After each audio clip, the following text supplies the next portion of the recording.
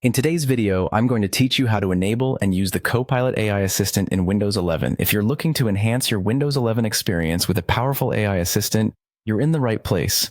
Copilot is designed to make your interactions with your computer more efficient and intuitive, and I'll guide you through each step to get it up and running. First things first, we'll need to dive into the settings of your Windows 11 system. To do this, you can click on the Start menu at the bottom left of your screen and then select the Settings icon, which looks like a little gear.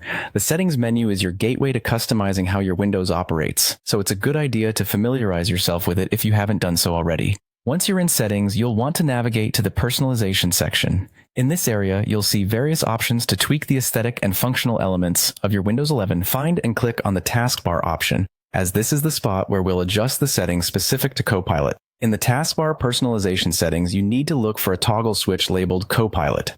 This switch might not be something you've interacted with before, but it's vital for enabling the Copilot AI. Once you locate it, go ahead and turn it on. This simple action will activate the Copilot feature on your system. Now, with the Copilot toggle switched on, you should notice a new icon appearing in your taskbar. The taskbar is the horizontal strip at the bottom of your screen, where you usually find shortcuts to your favorite apps and features. Having the Copilot icon here makes it easily accessible whenever you need it. With Copilot enabled, it's time to open it up and start a new chat. Simply click on the Copilot icon in the taskbar, and a sleek interface should pop up.